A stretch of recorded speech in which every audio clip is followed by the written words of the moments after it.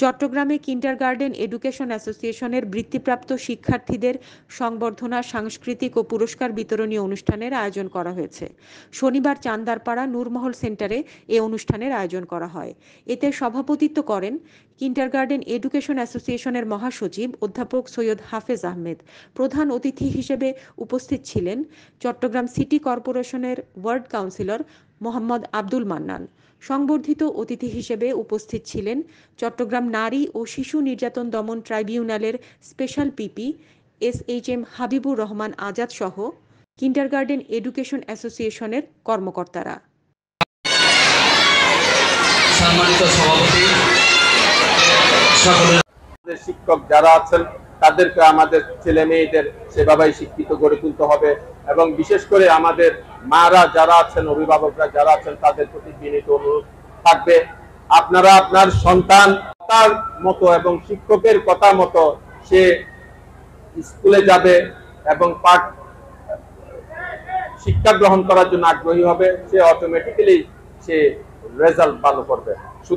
তারা যেন আনন্দের সাথে তাদের বন্ধু বান্ধবের সাথে একসাথে মিলেমিশে তারা স্কুলে যায় এবং শিক্ষকের কাছে যায়, তাদেরকে যেন অতিরিক্ত কোনো প্রেশার না দিয়ে স্কুলে পাঠানো না হয়, এই বিষয়ে আপনারা নিশ্চিত করবেন। দেখবেন আপনার সন্তান স্বাভাবিকভাবে একজন সুশিক্ষিত এবং সুন্দর একজন মানুষ হিসাবে নিজেকে গড়ে তুলবে।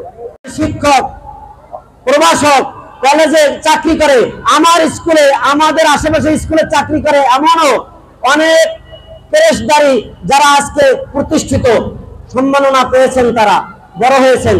তোমরাও একদিন বড় হবে।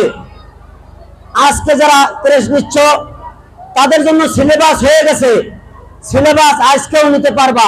যার যার স্কুলে প্রধান শিক্ষকের কাছ থেকে সিলেবাস সংগ্রহ করবেন। যাওয়ার আগে আমি কবি সুকান্তের ভাষায় কয়েকটা চরণ উল্লেখ করে আমি বিদায় নেব। কবি সুকান্তের যে কবিতা থেকে আমি তোমাদের উদ্দেশ্যে কয়েকটি চরণ আবৃত্তি করছি।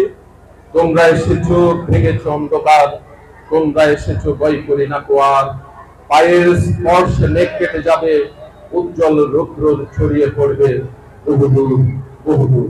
ধন্যবাদ সকলকে। ইনশাআল্লাহ। হানিন ইসলাম, CN বাংলা নিউজ ডেস্ক।